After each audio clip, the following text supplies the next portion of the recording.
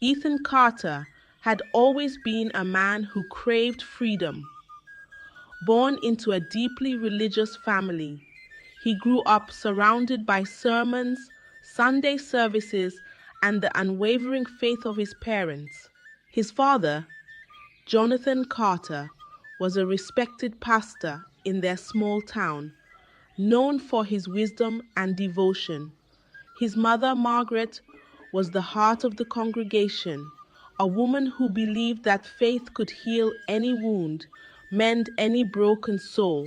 From the moment Ethan was old enough to understand expectations, he knew his path had already been laid out for him: to follow in his father's footsteps, to preach, to serve, to become the next great leader of their church. But Ethan wanted none of it. From a young age, he resisted their teachings, feeling more like a prisoner than a disciple. He didn't understand how people could blindly devote their lives to something they could neither see nor touch. While other boys in town played in the fields, Ethan was forced to sit through Bible studies. While his friends went to parties, he was expected to prepare for Sunday school lessons. He resented it, resented the way his parents never considered that he might want something different. So, when he was finally old enough, Ethan walked away. He left behind the town, the church, and the expectations that had suffocated him for so long. He moved to the city, immersing himself in a world far different from the one he had grown up in. He surrounded himself with people who lived for the moment, who didn't worry about the afterlife or divine judgment. Nights became a blur of neon lights, laughter, and excess. He indulged in everything his parents had warned him against: women, alcohol, a life free of consequence. Olim, alcohol, a life free of consequence. But no matter how much he tried to escape, the past had a way of catching up. His mother called often, her voice filled with worry. "Ethan, when will you come home?" she would ask, and each time he would ask, and each time he would find an excuse. His father never called, never begged him to return. Jonathan's silence spoke louder than any sermon, and that, more than anything, made Ethan uneasy. Then, one evening, after a particularly reckless night, Ethan found himself sitting alone in his apartment, staring at the reflection in the mirror. His eyes were bloodshot, his body exhausted, and yet he felt nothing.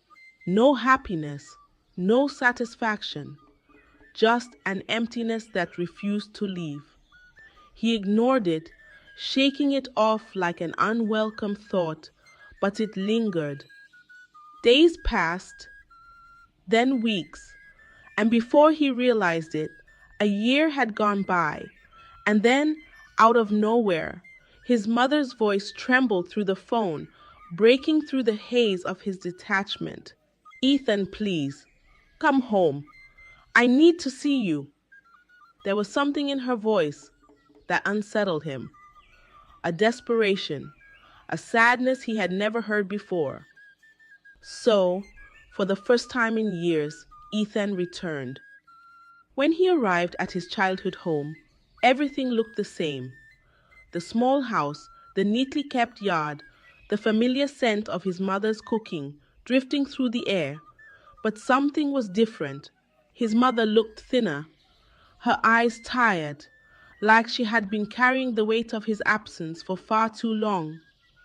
His father sat at the dinner table, silent as ever, his expression unreadable. Margaret didn't waste time. The moment he stepped inside, she grasped his hands, her grip trembling. "Ethan," she whispered, "I can't bear to see you like this anymore." He sighed, rubbing the back of his neck. "Mom, I'm fine, really." "No, you're not," she said, tears welling in her eyes. "You may think you are, but I know my son. I know you're lost. Something about the way she said it made his stomach twist. He glanced at his father, expecting him to intervene, to tell Margaret she was being dramatic. But Jonathan only watched, his silence heavier than any words. I need you to come back to God, Margaret pleaded, before it's too late. Ethan scoffed. Too late for what? I'm still here. I'm still breathing. Margaret's voice wavered as she whispered, if you don't change, I don't know what will happen to you. I might even. She hesitated, and then in a broken whisper she said, I might even hurt myself. I can't live knowing I failed you. Her words hit like a knife to the gut. Ethan had always known his mother was emotional, but this was something else. You can't mean that, he said, his voice quieter now. I do, she insisted, squeezing his hands. Ethan, I love you, and I can't watch you destroy yourself. For the first time in years, he felt something crack inside him. He had spent so long running, so long convincing himself that he was fine, that nothing mattered, but his mother's pain was real. And if he was the cause of it, then maybe, just maybe, he wasn't as in control as he thought. That night, he lay awake in his childhood bedroom, staring at the ceiling, haunted by his mother's words. He wasn't religious, didn't believe in divine interventions, but for the first time in years, he wondered if maybe his mother was right. By morning, he made a choice. I'll do it, he told them over breakfast. I'll come back to the church. His mother gasped, fresh tears spilling down her face, and for the first time in a long time, Ethan saw something in her eyes that had been missing for years, hope. His father simply nodded. Good, he said. Then you'll start today. Ethan had no idea what he was stepping into, no idea that this decision, one made out of guilt and obligation, would be the first step into a darkness he could never escape. The transition back into the church was harder than Ethan had imagined.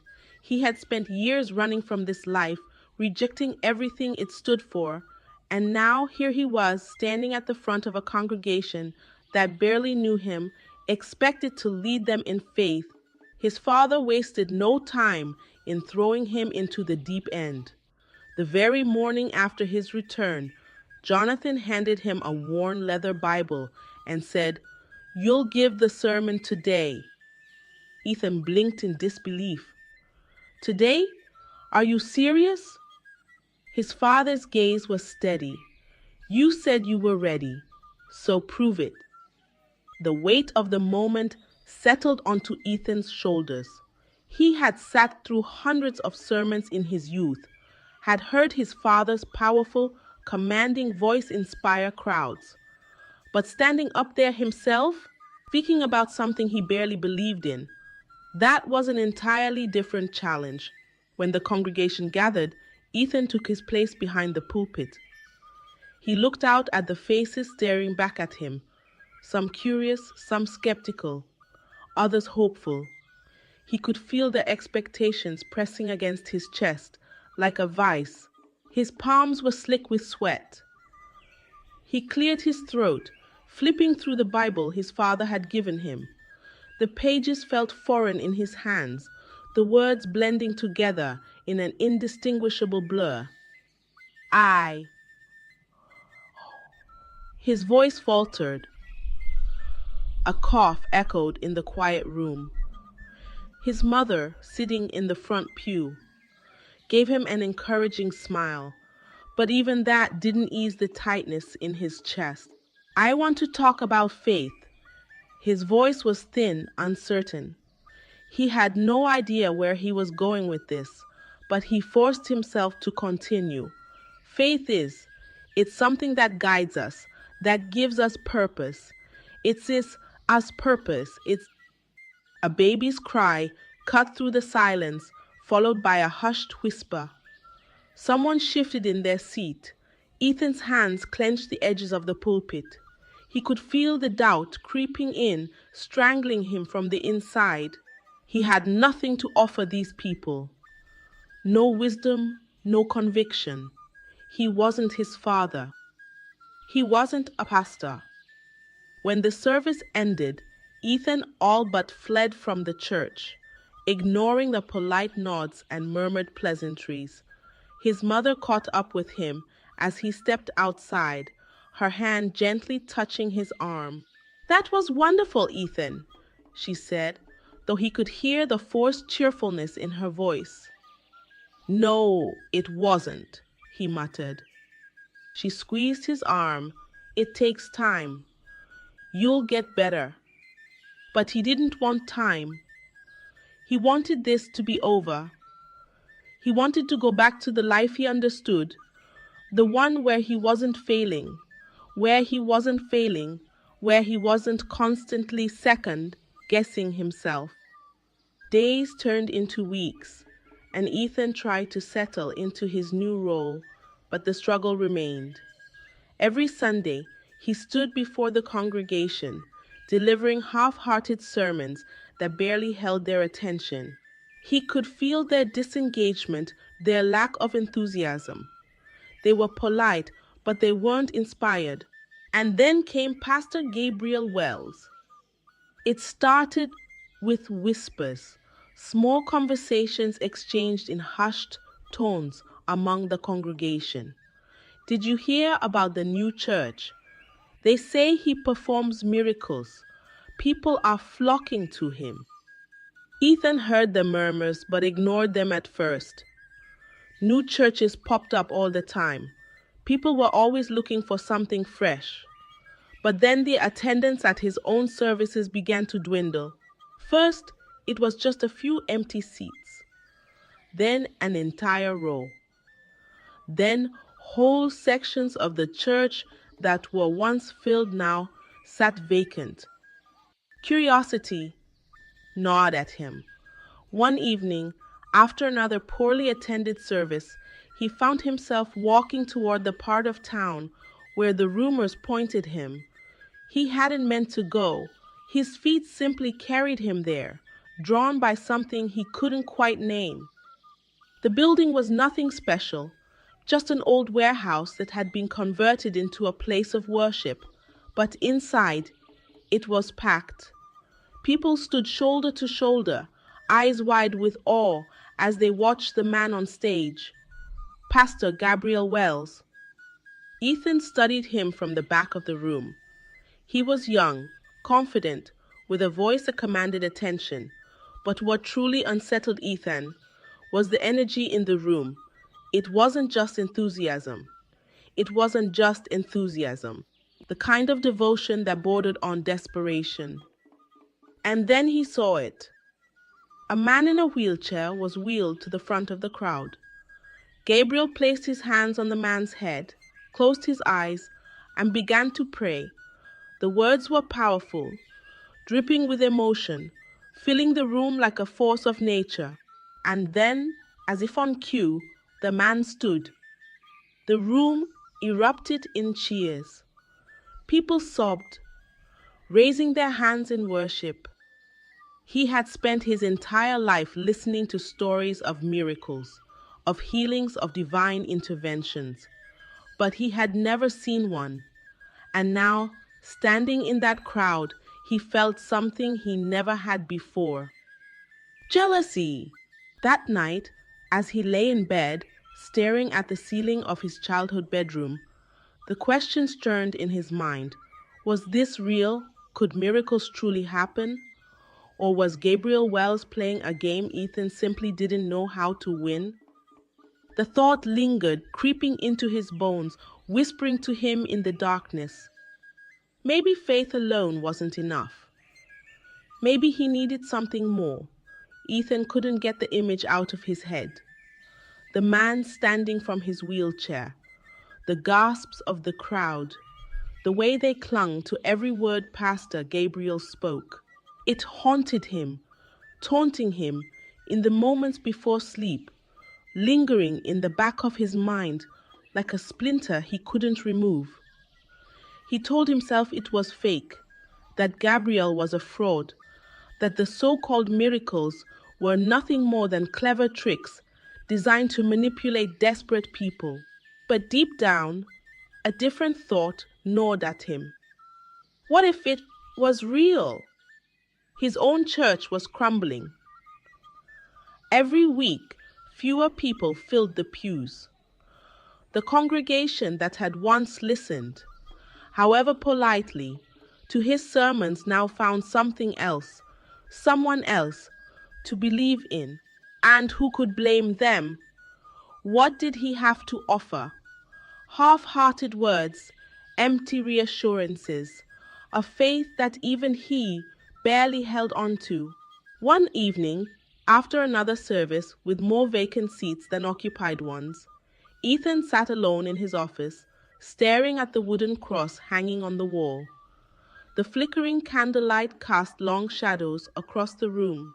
His fingers drummed against the desk, his mind spinning. "If this is a test, God, I'm failing," he muttered under his breath. A sharp knock at the door startled him. His mother entered, her face lined with concern. "You haven't touched your dinner," she said softly. Ethan exhaled heavily. "Not hungry." Margaret hesitated, then stepped closer.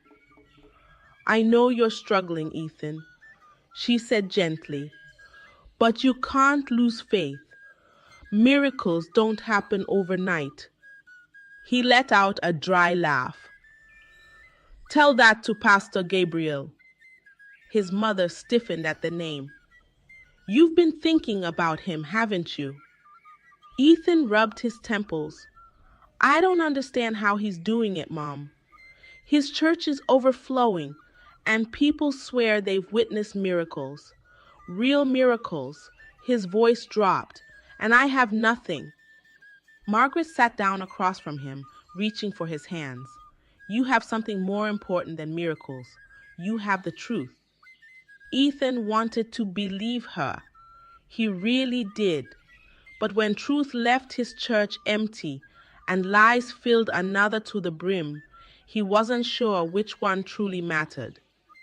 That night, sleep evaded him. He lay awake, the wind howling against the window, his mind restless. And then he heard it. A whisper. At first, he thought it was the wind, but then it came again, clearer, closer. "Ethan." His body tensed. He sat up, scanning the dark room. Silence. His heartbeat thundered in his chest. He climbed out of bed, moving cautiously toward the window. The street outside was deserted, the town asleep. But then a figure stood at the edge of his yard. Ethan's breath caught in his throat. It was an old man, his frame thin yet imposing, his long white beard shifting in the wind, his eyes piercing, knowing, locked onto Ethan's. Ethan's instinct screamed at him to shut the curtains, to pretend he hadn't seen anything. But something held him there, his feet frozen, his fingers gripping the windowsill. The old man lifted a hand and beckoned. A chill crawled up Ethan's spine. He shouldn't go. He knew he shouldn't. But before he could think, before reason could anchor him, his body moved on its own.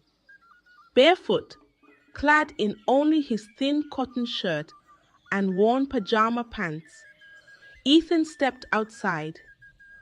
The air was colder than he expected, the grass damp beneath his feet. The grass damp beneath his feet. The old man hadn't moved. "Who are you?" Ethan asked. his voice barely above a whisper. The old man smiled. "I've been waiting for you."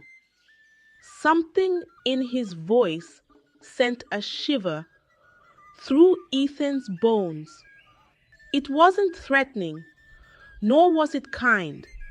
It was something ancient. "I don't understand," Ethan said, his voice hoarse. "Waiting for me? Why?"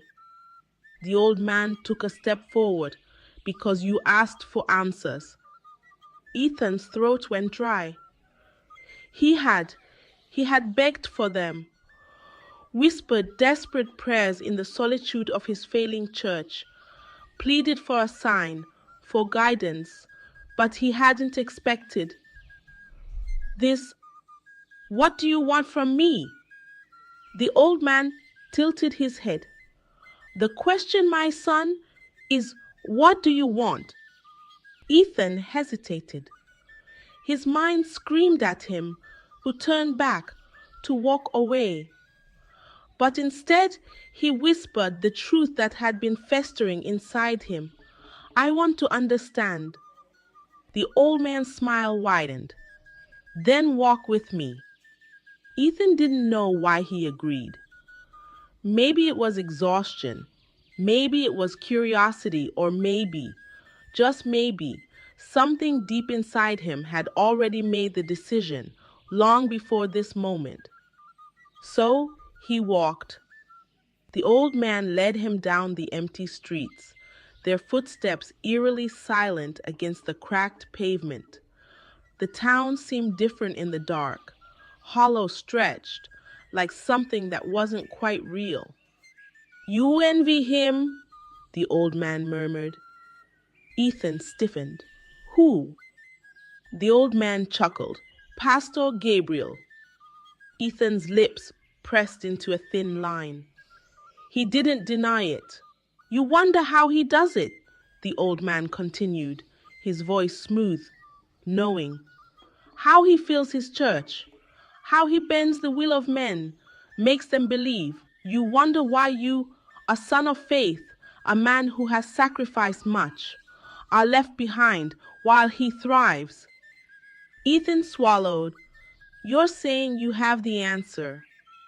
The old man stopped, turning to face him fully. The moonlight cast strange shadows across his face, making him look almost inhuman. "There is more to faith than words, Ethan," he murmured. "More than prayers and patience." Ethan's pulse quickened. "What do you mean?"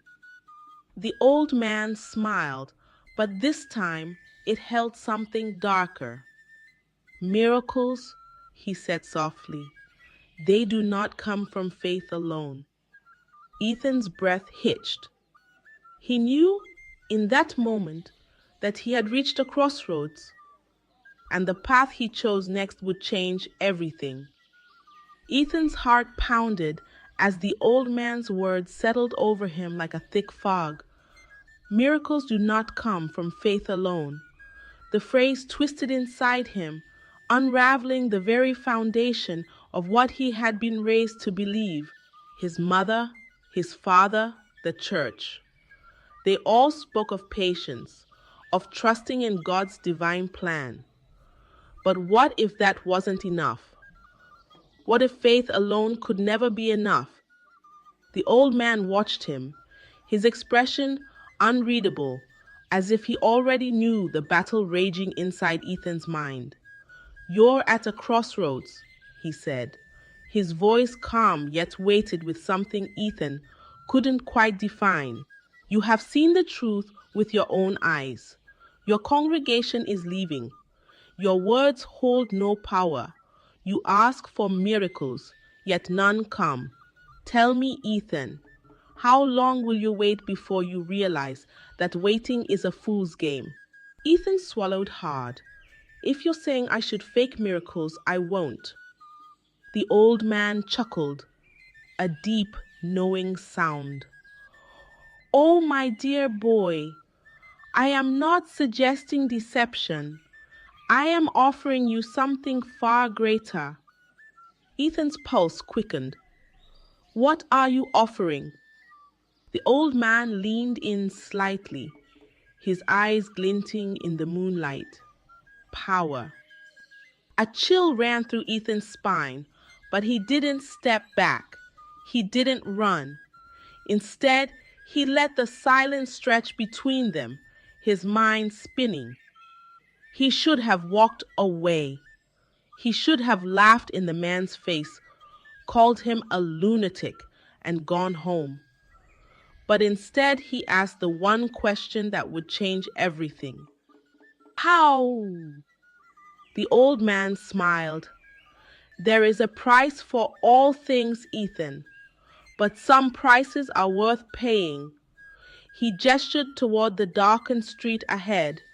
Walk with me, and I will show you. Ethan hesitated, but only for a moment. Then, driven by something he didn't quite understand, something deep, something dangerous, he followed. They walked in silence, their steps soundless against the pavement. The air felt heavier now, the street lights flickering, as if struggling to hold back the encroaching darkness. Ethan realized they were no longer in the familiar part of town. The houses here were abandoned, their windows gaping like hollow eyes. The air smelled of damp earth and something else, something metallic. The old man stopped before an alleyway, turning to Ethan. What I offer you is not a trick, nor a deception. It is a gift, a power that will set you apart, that will make you believe. Ethan's mouth was dry. What do I have to do? The old man reached into his long coat and pulled out a small, dark vial. The glass was thick, almost black, but inside, something swirled, a deep crimson liquid that shimmered, a deep crimson liquid that shimmered even in the absence of light. Ethan took a step back. What is that? The first step, the old man said simply. Drink, and the door will open for you. Ethan's hands clenched into fists. He should turn around. He should run. But then he thought about his church. The empty pews. The way people whispered Gabriel Wells's name instead of his. The failure that loomed over him like a ghost. And he thought about his mother. The way she had begged him to find his faith again. Would she care how he did it, as long as he brought people back to God? His fingers trembled as he reached for the vial. The glass was cool against his skin, his reflection distorted in its surface. One sip, the old man murmured, and the world will see you differently. Ethan lifted it to his lips. The liquid was thick, richer than wine, and the moment it touched his tongue, his body ignited. A burning sensation spread through his veins, scorching his insides like fire and ice fused together. His breath hitched, his knees buckling.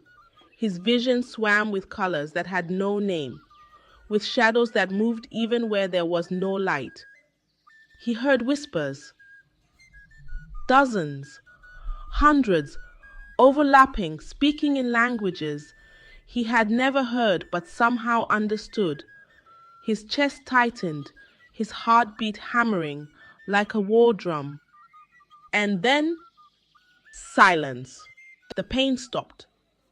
The burning faded. Ethan gasped for air, blinking rapidly as the world came back into focus. The street was the same. The night was the same. But something was different. He was different. The old man studied him, his head tilting in quiet satisfaction. Good, he murmured. Very good. Ethan's breath was ragged. He felt alive in a way he never had before, as if something inside him had finally woken up. What? What just happened? The old man's lips curled into a slow smile. You opened the first door. Ethan's hands clenched at his sides. He didn't know what that meant. Not yet. But deep inside, something told him there was no turning back now. The old man turned, walking away, his long coat brushing against the cracked pavement. Ethan hesitated only a moment before following.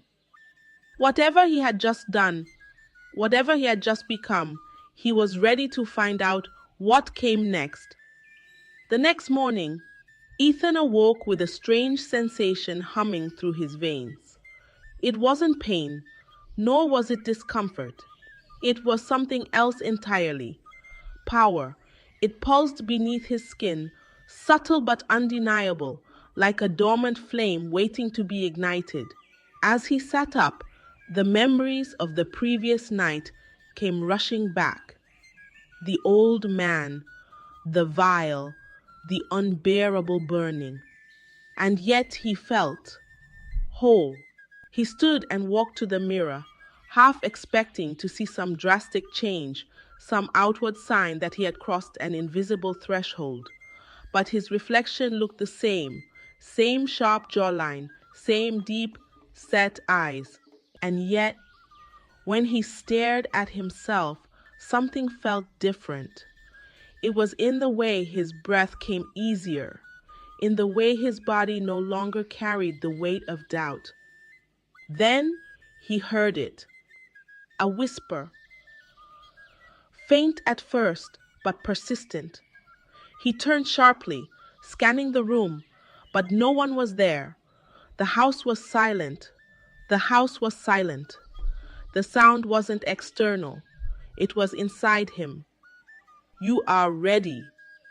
The words sent a shiver down his spine. He clenched his fists, steadying himself. Whatever he had done last night, whatever he had awakened, there was no undoing it now.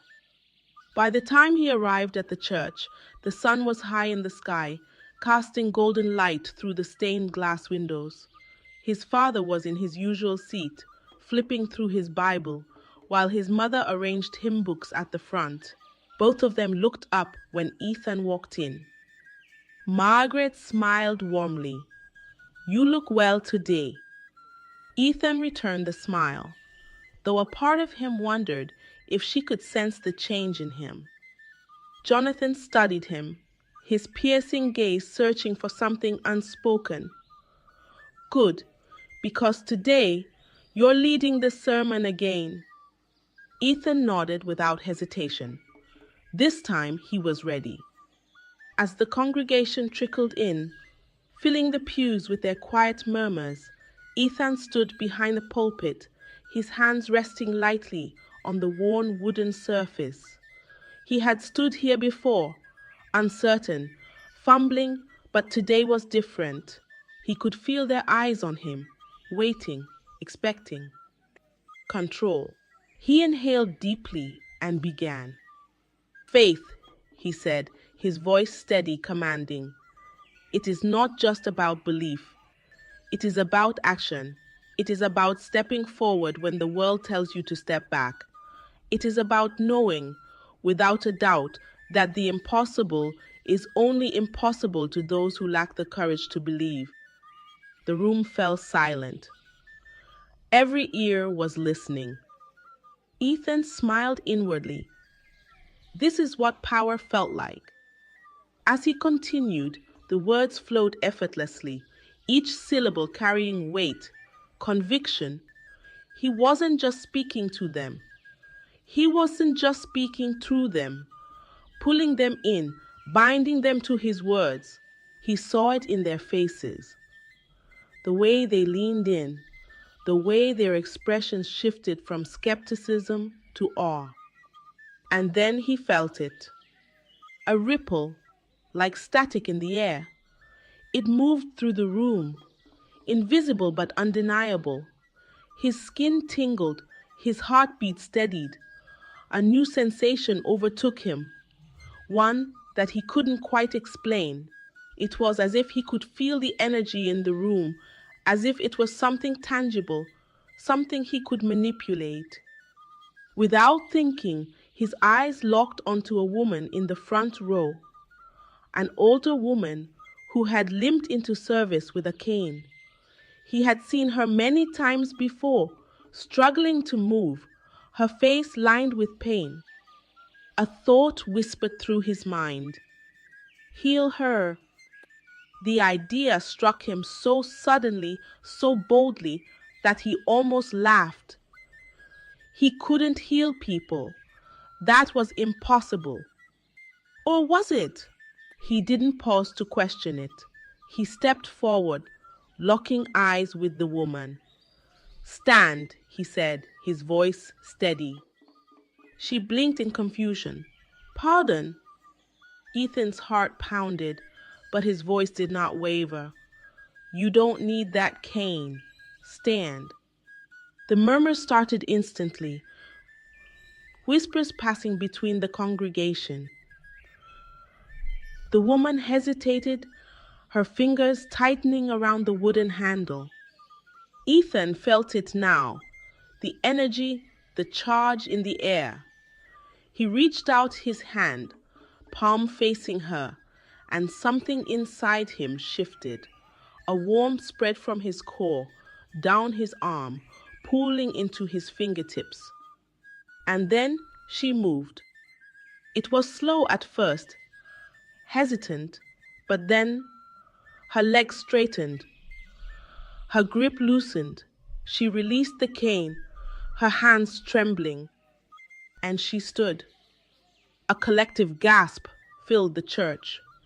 Someone let out a choked sob. The woman's eyes widened in disbelief as she looked down at herself, her fingers running over her legs as if confirming they were truly hers. "I." Her voice shook. "I can stand. I." She took a step, then another, and then she walked. The congregation erupted. Some cried, some clapped, others dropped to their knees in prayer. Ethan stood still, watching as the chaos unfolded around him.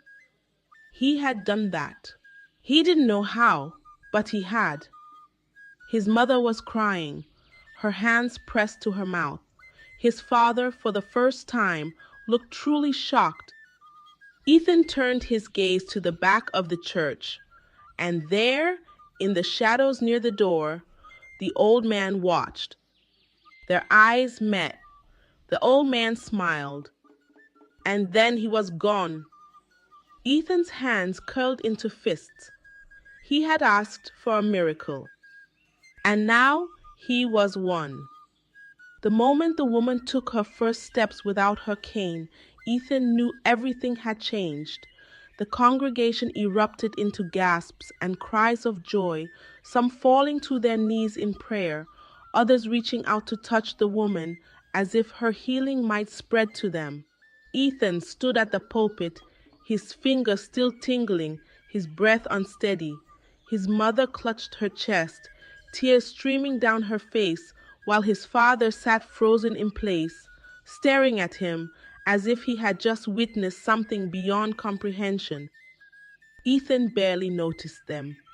His eyes were locked onto the crowd, onto the way they looked at him now. Not with doubt, not with polite skepticism, but with reverence. They had seen something real, something they could not explain, and they had no choice but to believe. His heart pounded as the woman turned to him, her lips trembling. "Pastor Ethan," she whispered, tears glistening in her eyes. "God has worked through you." He opened his mouth to respond, but no words came. He wasn't sure what to say. Was this truly God's work, or was it something else entirely? Before he could dwell on the thought, another voice cut through the commotion. "Pastor," a man called from the back, pushing through the crowd. He was middle-aged, his face lined with exhaustion. He carried a small girl in his arms, no older than 6, her skin pale, her body limp. "My daughter is sick," he pleaded. "Please, if you truly have the power, help her." The church fell silent, all eyes turning to Ethan. His stomach twisted. Did he have the power? A flicker of doubt crept into his mind. The old man had never explained what this power was, only that it would make him believed. But was that all it was? Just the ability to convince people? Or was there something real in what had just happened? The girl's father stepped closer, his eyes desperate.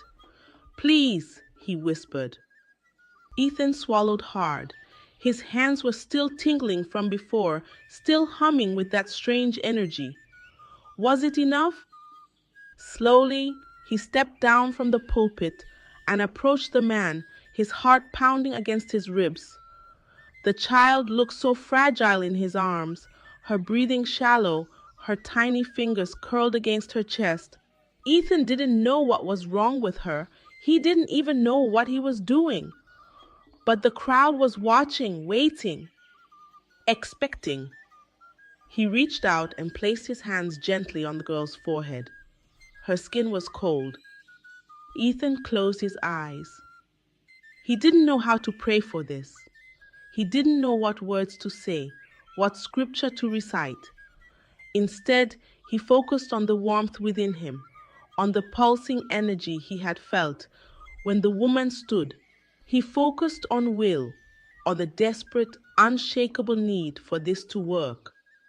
And then it did. A sharp breath escaped the girl's lips. Her tiny fingers twitched. The color returned to her cheeks in an instant, as if someone had painted life back into her body. Then she opened her eyes. Her father let out a strangled sob as the little girl blinked up at him, confused. "Papa," she whispered. The crowd exploded. Ethan barely heard them. His hands dropped to his sides, his legs weak beneath him. He staggered back, his breathing shallow. He had done it again. This was real. His mother was openly weeping now, clutching her chest as if her heart might burst. His father was staring at him with something he had never seen before. The man holding the little girl turned to Ethan, dropping to his knees, clutching at his hand like a lifeline. "Thank you," he choked. "Thank you," he choked. "Thank you, Pastor Ethan. You are truly a man of God." Ethan looked down at the man's trembling hands, at the girl now clinging to his shoulder. He should have felt joy. He should have felt divine purpose. But instead, deep within the pit of his stomach, he felt something else. Dread. Because in the corner of the church, standing between the pillars, the old man was watching. Ethan blinked, and just like before, he was gone. That night, he could barely sleep. Every time he closed his eyes, he saw them, the faces of the congregation, the awe, the worship, his father's silent judgment, his mother's tears, and the old man's knowing smile. He knew he should feel guilt, that whatever this power was, it had not come from where he once believed miracles came from. But when he thought of the moment the little girl opened her eyes, when he thought of the crowd calling his name, their voices filled with belief, he didn't want to stop. Ethan couldn't ignore anymore. He was changing. It had only been a few days since the first miracle, but everything around him felt different. The church, once half empty, was now overflowing with people desperate to see him, to witness his power firsthand. Word had spread like wildfire. Some came out of curiosity, others out of desperation. The sick, the crippled, the hopeless, they all came, eyes wide with longing, searching for something only he could give. And Ethan, he gave it to them. At first he hesitated, doubting himself. But every time he reached out, every time he placed his hands on a trembling body, it happened. The energy would rise in him, unseen but undeniable, filling his veins with a raw electric power. And then they would be healed. A blind woman wept as she saw the world again for the first time in years. A man who had been paralyzed after an accident stood up, his legs steady beneath him. A child on the brink of death gasped for air, color returning to his face as his mother collapsed in sobs of gratitude. Ethan had become what he had always envied, a miracle worker. The town was no longer whispering about Pastor Gabriel Wells. They were whispering about him. And yet, in the quiet of the night, when the applause faded and the church doors shut, the doubts returned. He sat alone in his office, staring at his hands, the hands that had done the impossible. But he still didn't know how. He still didn't know what exactly was moving through him. And he was afraid to ask. A knock at the door startled him.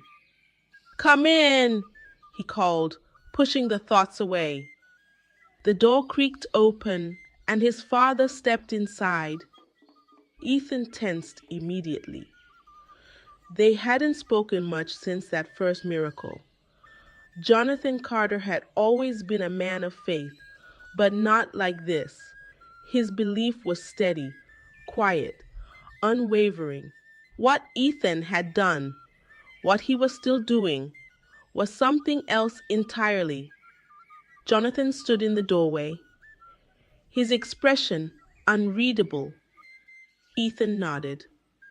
His father closed the door behind him, lowering himself into the chair across from Ethan's desk. For a long moment, neither of them spoke. The weight in the air was suffocating. Finally, Jonathan broke the silence. "Your church is growing." Ethan exhaled, leaning back in his chair. "Yes, people are finding their faith again." His father's gaze was steady, unflinching. "Are they?" The question made Ethan's stomach tighten. Jonathan clasped his hands together. "Ethan, I need to ask you something, and I need you to be honest with me." Ethan forced himself to hold his father's gaze. "Of course." Jonathan took a slow breath. "Where is this power coming from?" Ethan's throat dried. The question should have been easy to answer. From God. That was what the congregation believed, what his mother believed, what he should believe. But the moment the words tried to form in his mouth, they felt wrong. His silence was enough of an answer. His father's shoulders slumped, sadness creeping into his expression. "I see." Ethan's jaw clenched. "You don't believe in miracles?"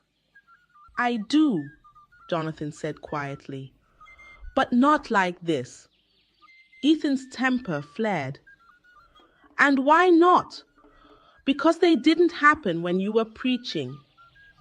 Because you spent decades serving this church, and God never gave you this kind of power." Jonathan didn't rise to the provocation. He simply shook his head. "Ethan, miracles are not currency. They do not come when we demand them, nor do they serve our pride. What you're doing, what you have, is not from him." Ethan shot to his feet. "Then where is it from?" he snapped. His father didn't answer immediately. He studied Ethan for a long, agonizing moment. And then, with a voice barely above a whisper, he asked, "What did you do?" The question knocked the breath from Ethan's lungs. He opened his mouth to lie, to deny, to say anything but the truth. But before he could, the whispers returned. Not from God, not from faith, not from him. Ethan's hands trembled. His father stood, his eyes filled with something Ethan had never seen before: fear. "I pray for you, son," Jonathan murmured. "I pray you see the truth before it's too late." And then, without another word, he turned and walked out, leaving Ethan alone in the silence. For the first time since the old man appeared, since the vial touched his lips, Ethan felt cold. Ethan sat in the darkened church long after his father had left. The flickering candlelight cast long, wavering shadows across the walls, but none of them were as haunting as the question still ringing in his ears. "What did you do?" He knew the answer. He had known it from the moment the old man gave him the vial, from the moment his body burned with an unnatural fire, from the moment his hands performed miracles that shouldn't have been possible. This power, whatever it was not from God. But did that even matter anymore? The congregation believed. The sick were healed. The church was full. Wasn't that what he had wanted? Wasn't that what his parents had wanted? Then why did he feel so hollow? A faint sound made him stiffen. Footsteps, slow, deliberate, moving through the empty church. Ethan turned, his pulse quickening. He wasn't alone. From the shadows near the back, a figure emerged. The old man. Ethan's breath hitched. He hadn't called for him. He hadn't whispered the name. And yet he was here. The old man smiled, his sharp, knowing eyes glinting in the dim light. "You've been thinking, haven't you?" Ethan's hands curled into fists. "Why are you here?"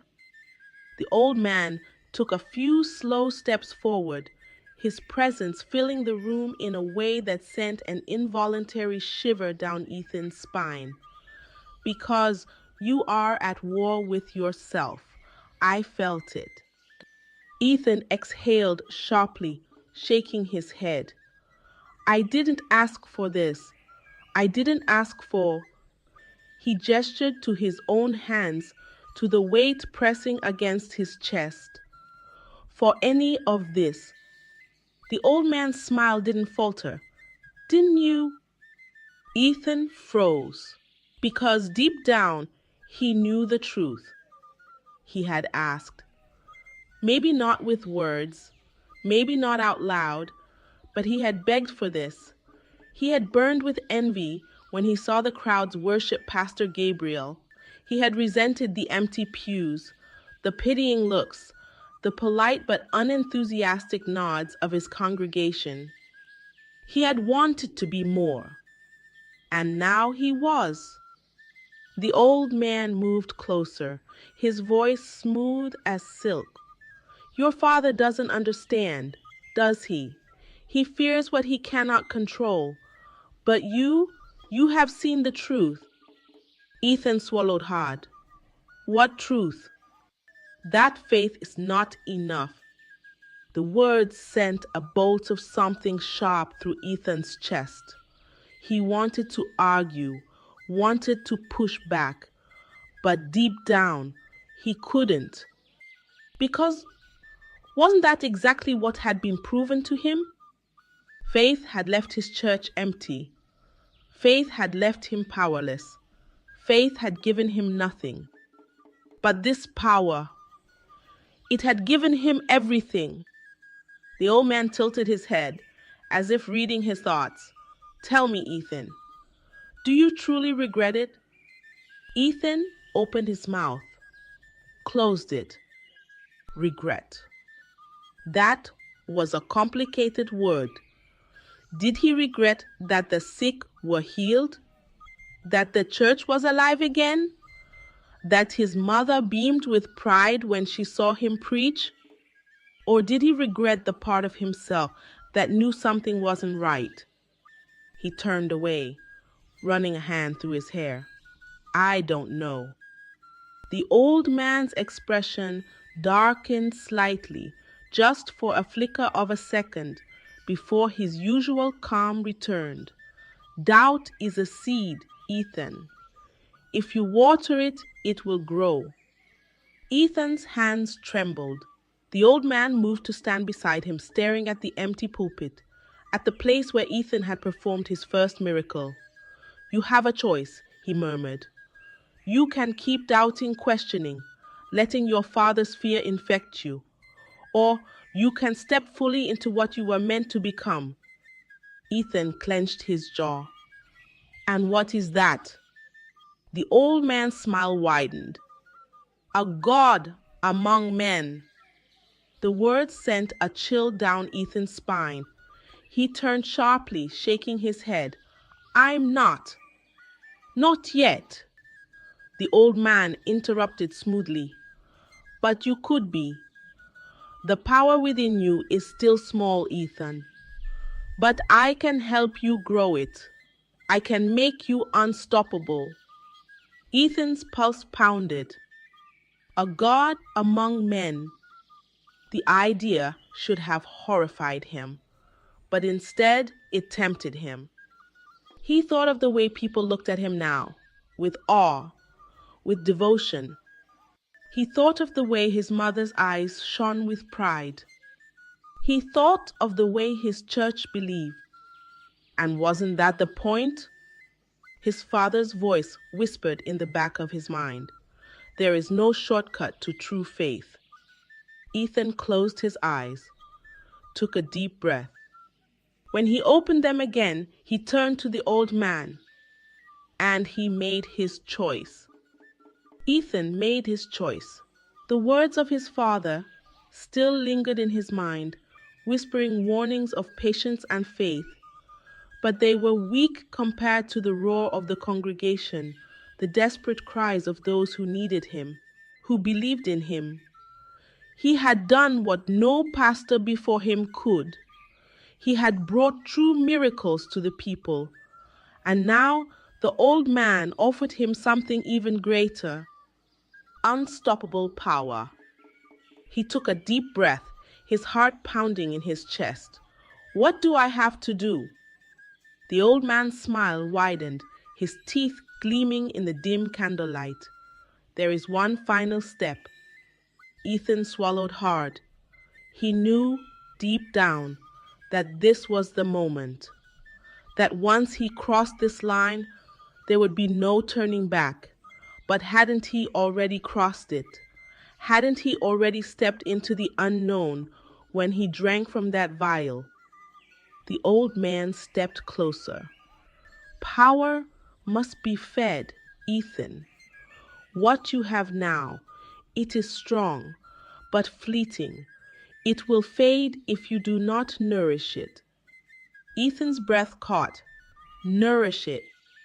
The old man's gaze darkened. A sacrifice. The words slammed into Ethan like a fist to the chest. A sick feeling curled in his stomach, but he forced himself to stay still. What kind of sacrifice? The old man tilted his head, his expression unreadable. A life. Ethan's body went cold. No, he whispered, before he even realized he was speaking. That I can't. You can, the old man interrupted smoothly. And you will. Ethan shook his head, taking a step back. That wasn't part of the deal. The old man let out a quiet chuckle, the sound low and knowing. And yet here you are, standing before me, asking for more. Ethan's breathing was shallow, his thoughts spinning. This wasn't what he had wanted, was it? His power had come so easily before. His touch healed, his words commanded. He hadn't needed to take a life. He had only given life back. But was that all it had ever been? Had he been fooling himself, believing that he could take power without cost? The old man watched him carefully. "You feel it, don't you?" he murmured. Ethan clenched his fists. "The hunger," the old man continued. "The power within you. It's different now. It's waiting, growing impatient." Ethan's pulse quickened. He didn't want to admit it, but he knew exactly what the old man was talking about. Every time he performed a miracle, the power inside him surged, demanding more. He felt it creeping beneath his skin, urging him forward, whispering to him even when he was alone. He had ignored it before, pretended it wasn't there. But now, it was louder. The old man took another step forward. "If you do not feed it, it will turn against you." Ethan's stomach twisted. "What?" The old man's voice was calm. "Matter of fact. Your power, our power, it does not exist without a price.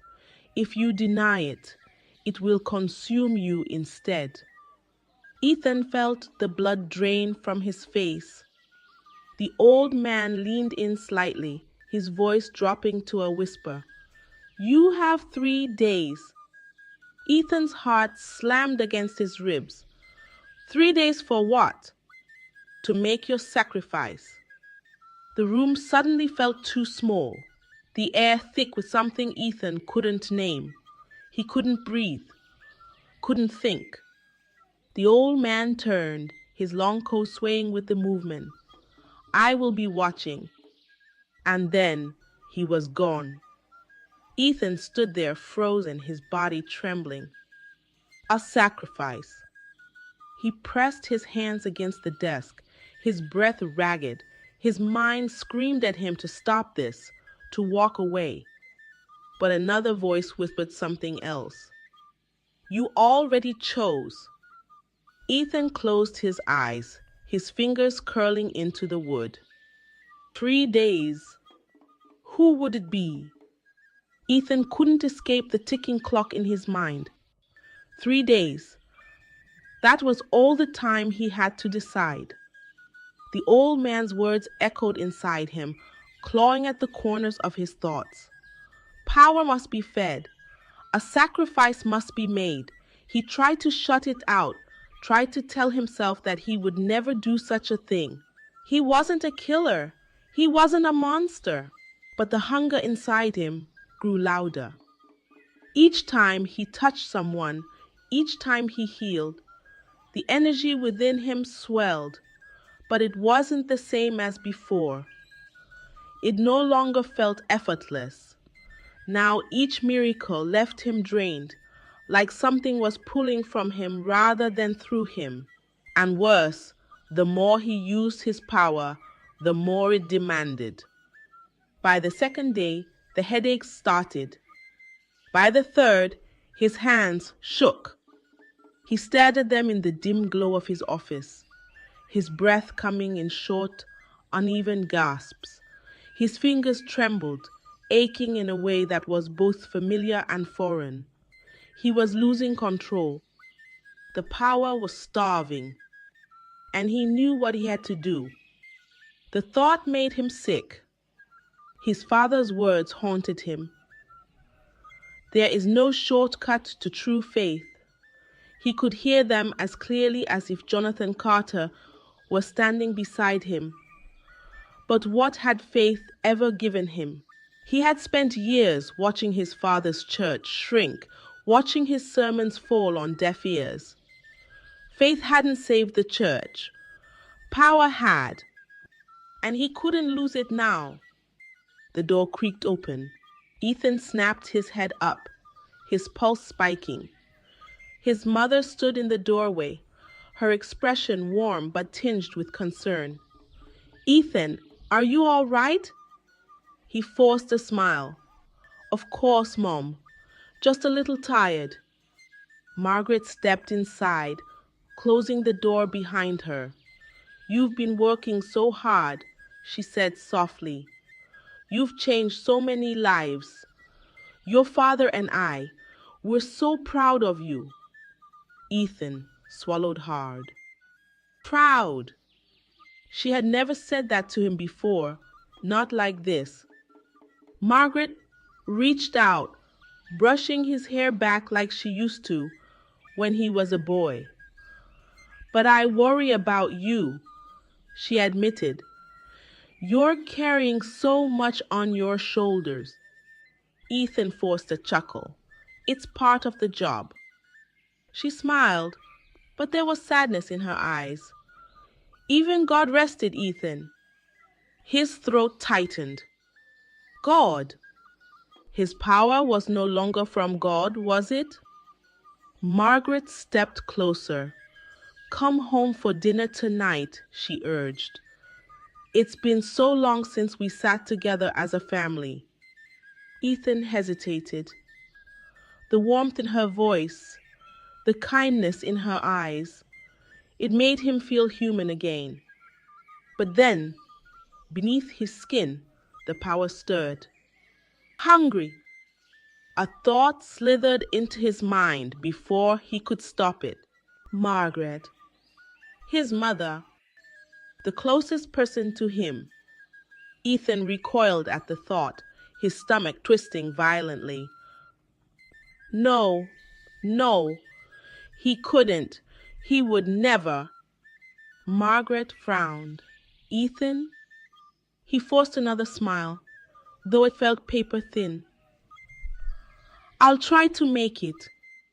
Her smile returned, and she squeezed his hand gently. That's all I ask. Then, just as quickly as she came, she was gone. Ethan sat in the silence, staring at the spot where she had stood. His hands clenched into fists.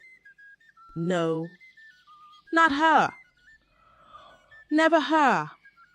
But then who? The hunger inside him laughed. Ethan couldn't sleep that night.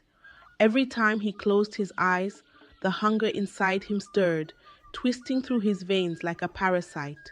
His body ached, his skin burned, and his mind whispered the same terrible question over and over and over again. Who? Who would he choose? The weight of it was suffocating. He had tried to resist it, had told himself that he would never cross that final line. But now, with every hour that passed, the power within him grew more desperate. It clawed at his insides, gnawing at his strength. The next time he tried to heal, he knew it wouldn't work. Not without a sacrifice. Ethan sat up in bed, his breath shaky. He had never felt this weak before.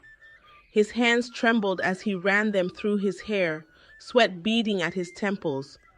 If he didn't do something soon, it would consume him. And then what? Would it turn against him? Would it take him as its sacrifice? A sharp knock at the door made him jolt. His pulse spiked. He wasn't expecting anyone this late. Slowly, he stood and walked to the door, his legs weak beneath him. When he opened it, a familiar face stared back at him. Noah, Ethan's childhood friend. The one who had stood beside him when they were boys, who had been at his side when he doubted himself the most. The only person who had ever truly believed in him, even when no one else did. Noah smiled, but there was concern in his eyes. You okay, man? You look like hell. Ethan forced a laugh, but it came out strained. Just tired. Noah frowned. I figured you've been working non-stop. I wanted to check on you. He hesitated, then added, Your dad's worried. Ethan's chest tightened. He should have expected that. Jonathan Carter had never approved of what was happening, had never trusted the miracles Ethan performed. Ethan stepped aside. Come in. Noah walked past him, looking around the dimly lit room. He let out a low whistle. Man, this place is cold. You keeping the heat off? Ethan hadn't noticed it before, but now that Noah mentioned it, the room was freezing, like something had crept in, something unseen. Or maybe something inside him was starting to die. Noah sat down on the couch, rubbing his hands together for warmth. Listen, I know things have been different lately, but I just wanted to remind you that I'm still here. You're not alone in this. Ethan swallowed hard. Not alone. But wasn't he? No one else felt what he felt. No one else carried the weight of this power. The burden of knowing it demanded something he wasn't willing to give. Noah sighed. Your mom's been talking about how proud she is of you. Your dad. Not so much. He thinks you've changed. Ethan let out a dry laugh. Have I? Noah looked at him. Really looked at him. Yeah, he admitted. You have. And I don't know if that's a good thing. Ethan clenched his fists, his nails digging into his palms. He wanted to be angry, wanted to be angry, wanted to push Noah away. But he couldn't, because Noah was right. He had changed. And not in the way he had hoped. The hunger inside him thrashed, a storm raging beneath his skin. He needed to choose. He needed to end this torment. Noah reached out, gripping Ethan's shoulder. Whatever's going on, you can tell me. You don't have to carry this alone. Ethan stared at him, his breath coming fast and uneven. This was it. Noah was right here, the perfect choice. No one would suspect it. No one would question it. Noah trusted him. Noah believed in him. And Noah would never see it coming. Ethan's hands twitched. All he had to do was make the decision. One move, one moment, one sacrifice. He closed his eyes, and when he opened them again, he knew what he had to do. Ethan stared at Noah, his breath uneven, his hands trembling at his sides. The weight of the decision crushed him, pressing against his ribs like an iron vice. This was it, the moment that would define him. The moment he would either reclaim his soul or lose it forever. Noah shifted slightly, oblivious to the storm raging inside Ethan. Man, you're scaring me. What's wrong?